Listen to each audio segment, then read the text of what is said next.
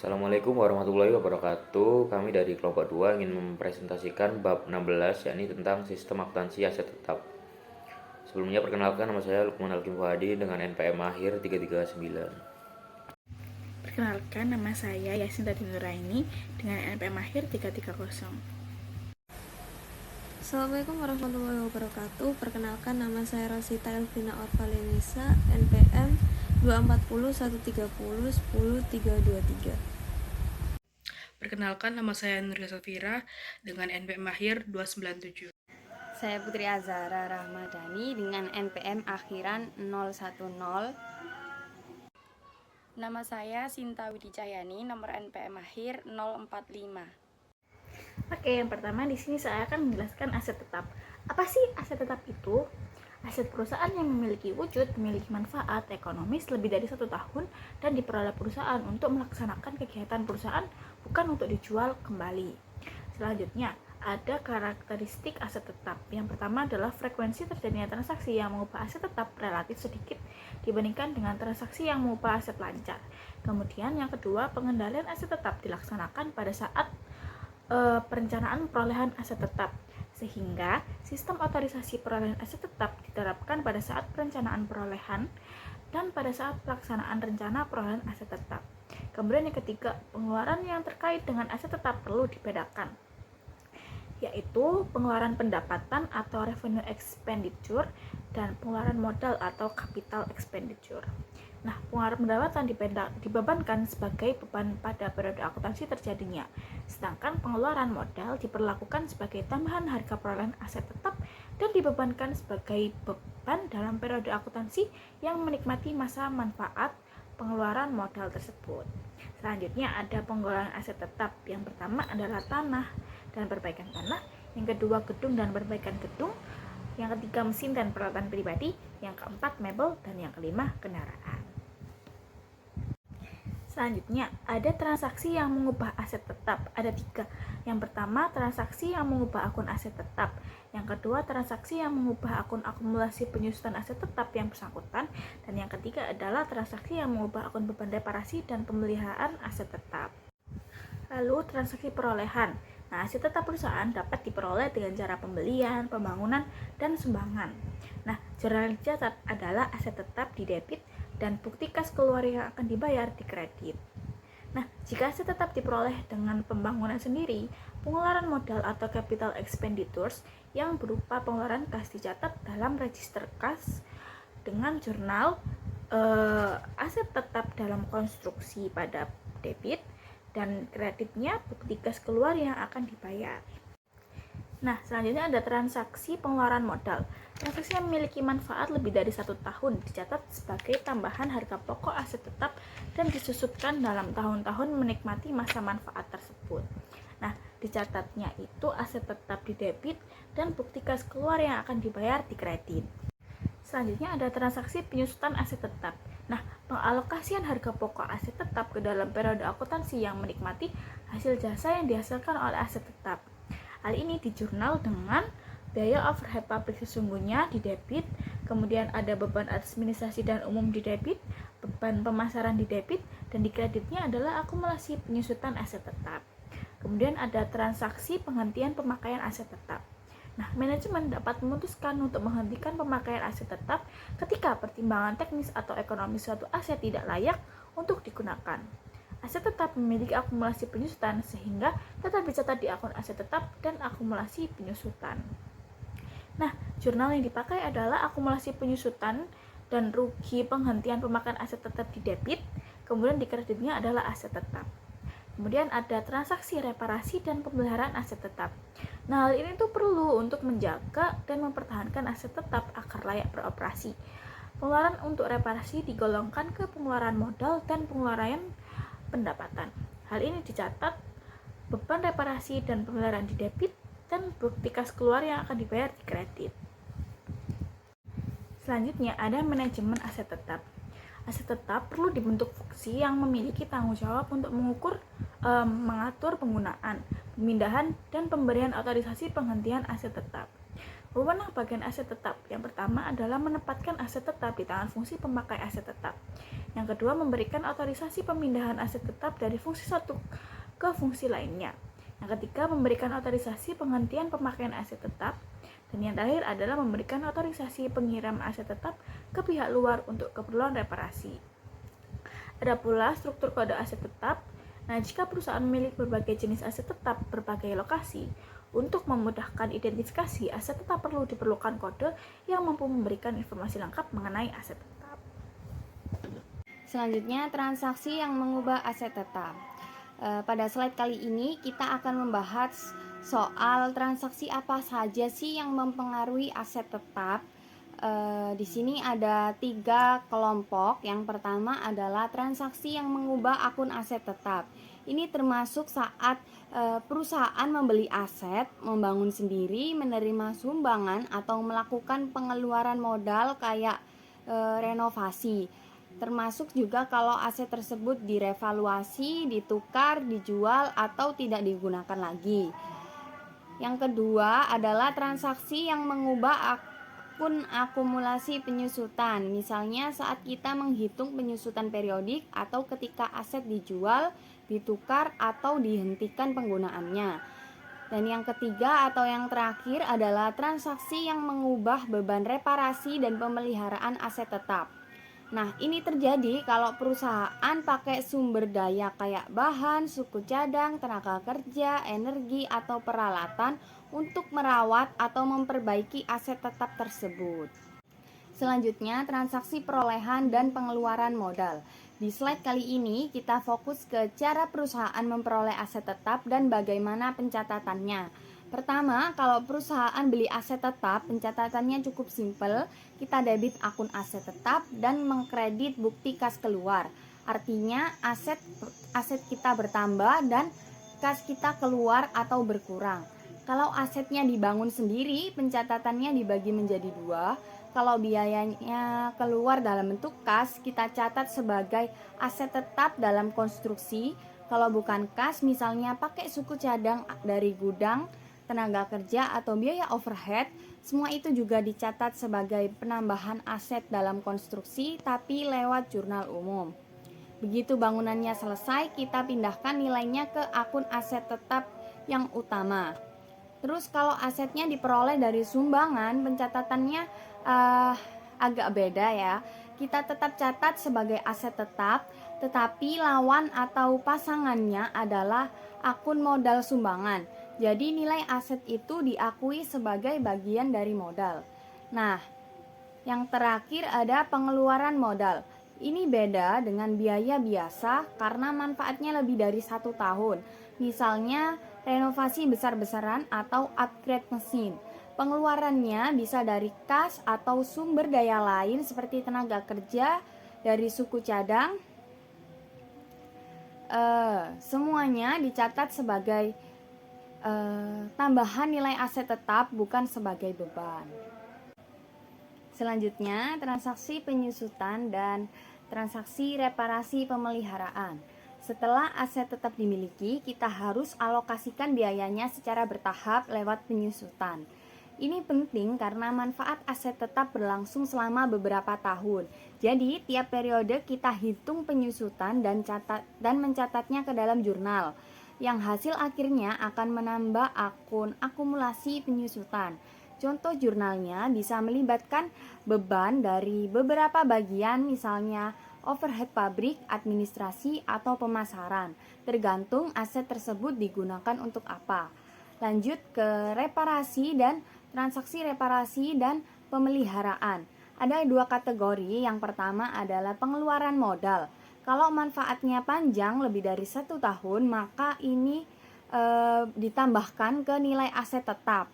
Yang kedua, pengeluaran pendapatan, yaitu biaya pemeliharaan biasa seperti servis atau penggantian suku cadang. Ini langsung diakui sebagai beban dalam tahun terjadinya secara langsung tersebut. Kalau dikeluarkan dalam bentuk kas, maka dicatat sebagai beban dan lawan atau pasangannya adalah bukti kas keluar. Kalau pakai stok atau gaji karyawan, maka dicatat sebagai terhadap akun suku cadang dan gaji. Selanjutnya, kode tahun perolehan aset. Biasanya di perusahaan setiap aset mempunyai kode masing-masing. Nah, bagian penting dari kode ini adalah tahun perolehannya yang ditulis dalam bentuk 2 angka terakhir dari tahun pembelian. Misalnya perusahaan beli mesin fotokopi pada tahun 1992, maka kode aset angka 92 akan muncul di posisi keempat dan kelima.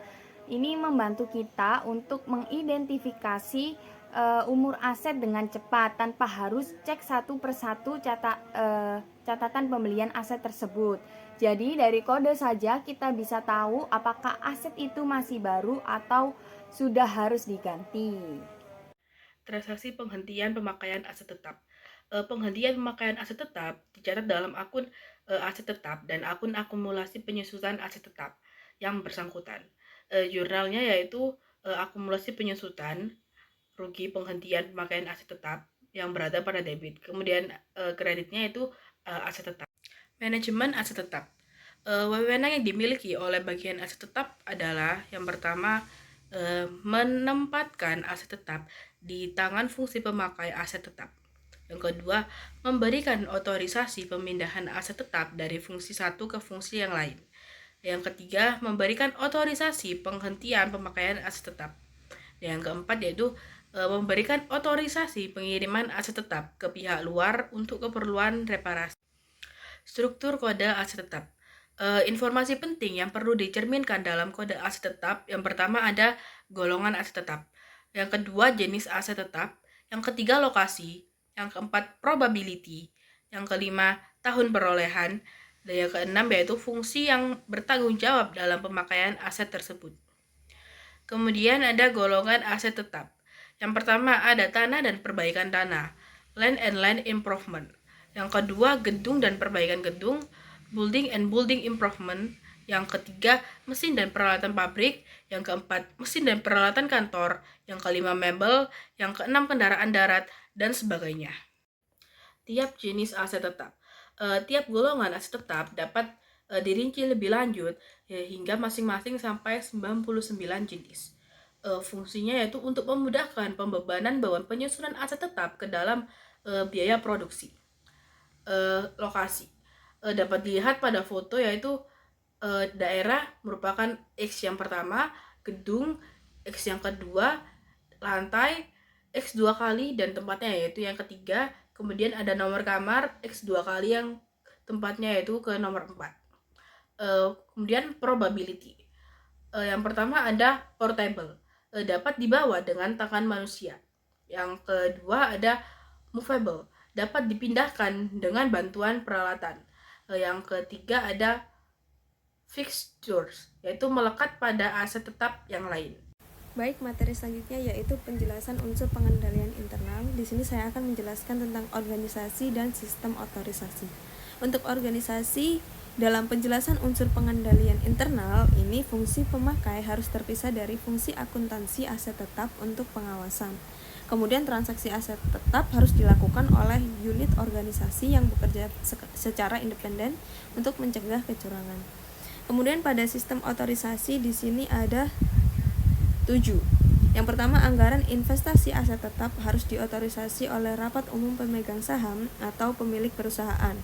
Kemudian yang kedua, setiap realisasi investasi yang tercantum dalam anggaran harus mendapat persetujuan dari direktur terkait.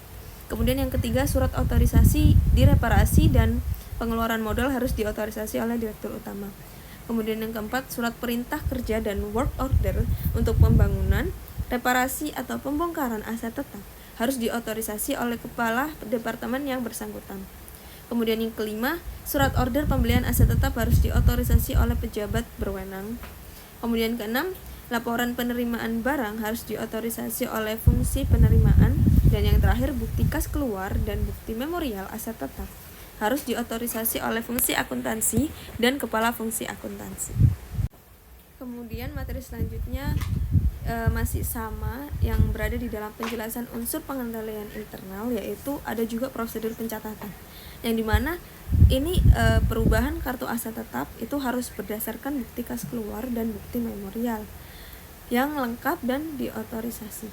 Kemudian pemutakhiran data harus dilakukan oleh fungsi akuntansi dan didasarkan pada dokumen sumber yang sah. Selanjutnya pada submateri praktik yang sehat. Di sini ada 4 yang akan saya bahas tentang bagaimana yang bersangkutan. Yang pertama ada pencocokan fisik aset tetap dengan kartu aset tetap harus dilakukan secara periodik. Kemudian penggunaan anggaran investasi sebagai alat pengendali harus berdasarkan perencanaan dan analisis kelayakan investasi. Kemudian pada penutupan asuransi aset tetap harus dengan pertanggungan yang menadai untuk mencegah kerugian. Dan yang terakhir kebijakan akuntansi tentang pemisahan pengeluaran modal atau capital expenditure dan pengeluaran pendapatan atau revenue expenditure harus dinyatakan secara eksplisit dan tertulis untuk menjamin konsistensi. Materi selanjutnya akan saya bahas mengenai bagan alir dokumen jaringan prosedur yang membentuk sistem akuntansi aset tetap. Di sini ada beberapa dari sistem pembelian aset tetap. Jadi yang pertama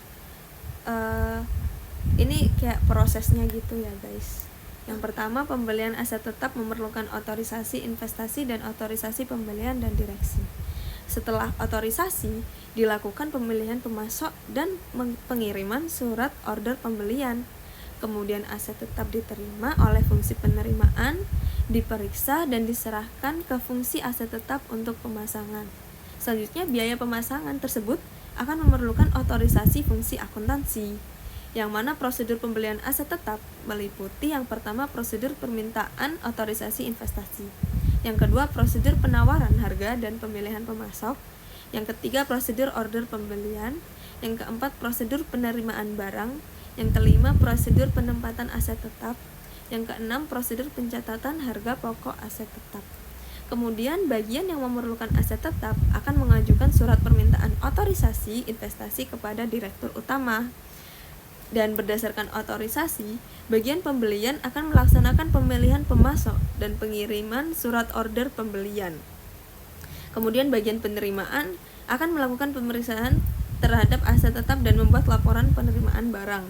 Dan bagian utang akan membuat bukti kas keluar berdasarkan laporan penerimaan barang, faktur dari pemasok, surat order pembelian, dan surat permintaan otorisasi investasi. Dan pada bukti kas keluar dicatat oleh bagian utang dalam register bukti kas keluar dengan jurnal aset tetap pada debit dan bukti kas keluar yang akan dibayar pada kredit. Dan berdasarkan bukti kas keluar, bagian utang membuat surat penempatan aset tetap.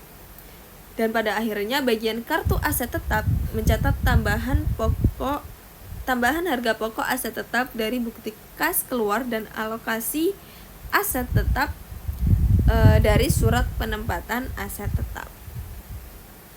Untuk materi selanjutnya akan dilanjutkan oleh rekan saya. Di slide ini menjelaskan tentang dokumen, catatan akuntansi, dan fungsi terkait. Yang pertama ada dokumen. Tiap transaksi terkait aset tetap harus disertai dokumen resmi.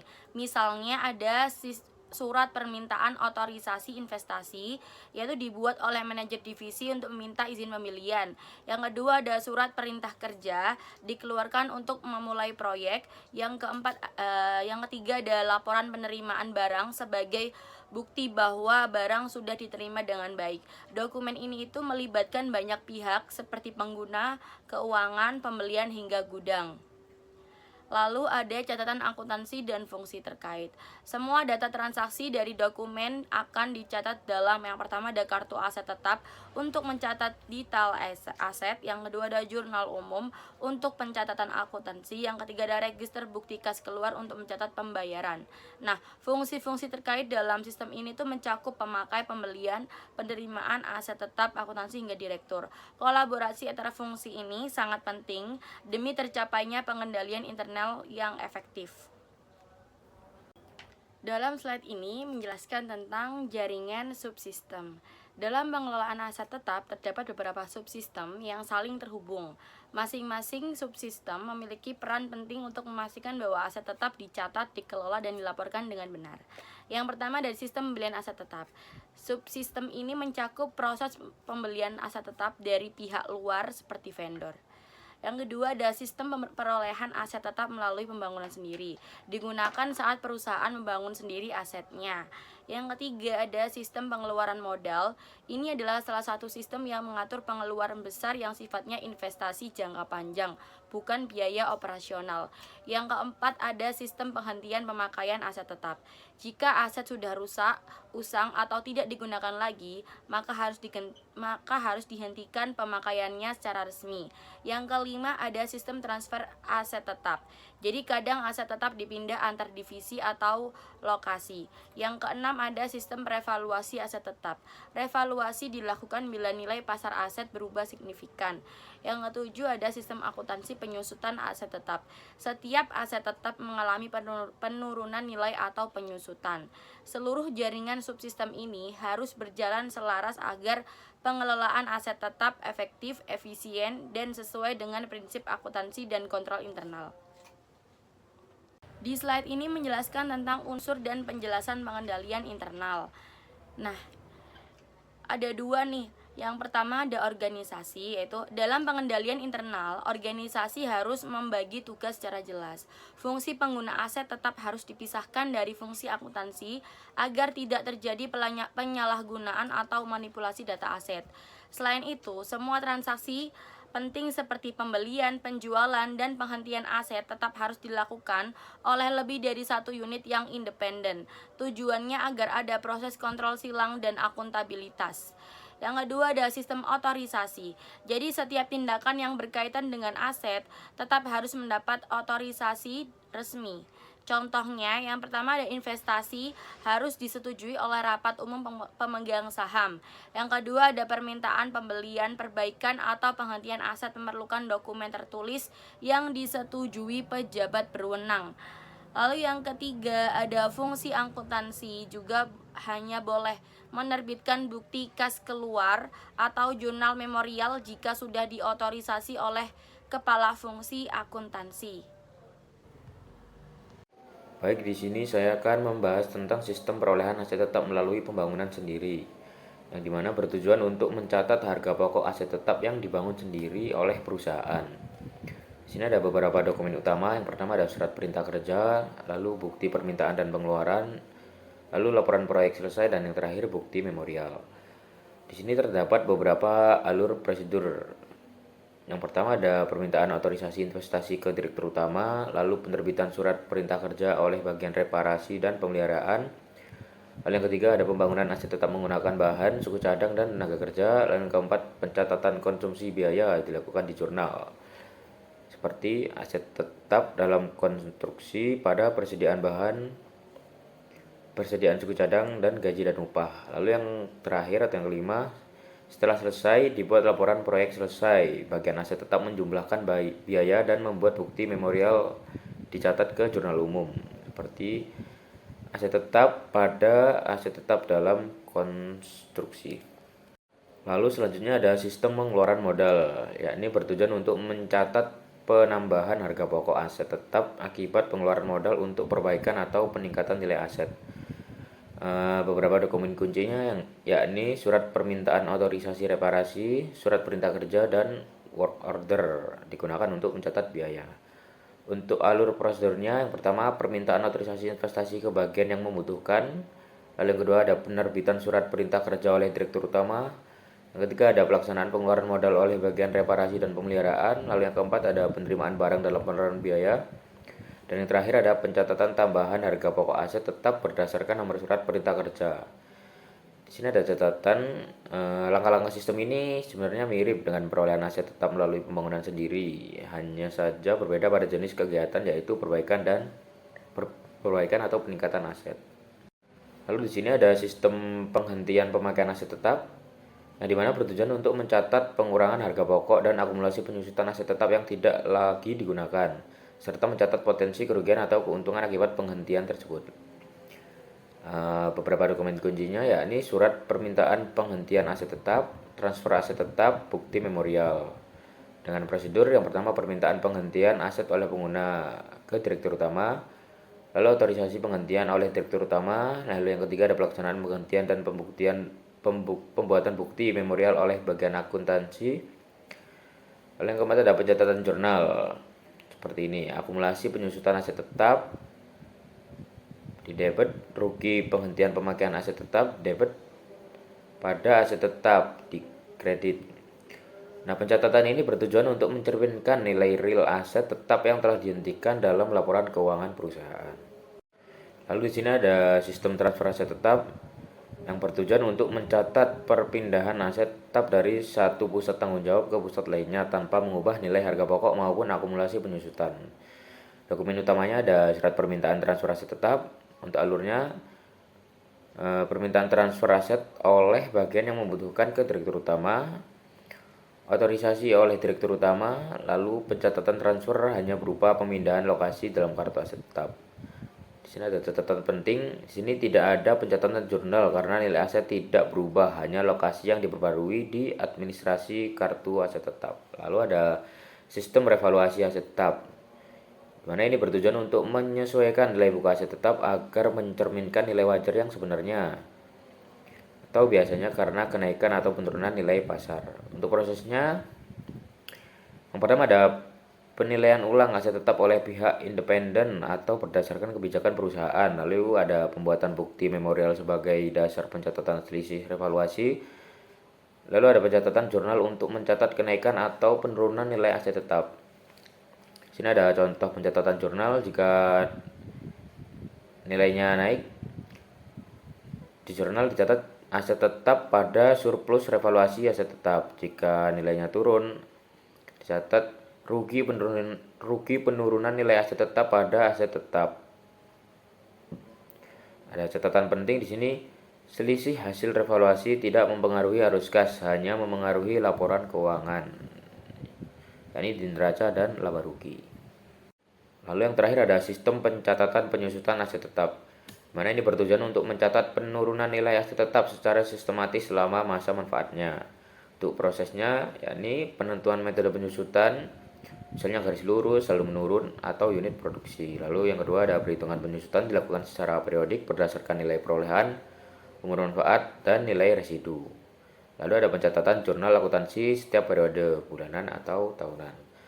Nah, untuk contoh pencatatan jurnal, yakni beban penyusutan pada akumulasi penyusutan aset tetap.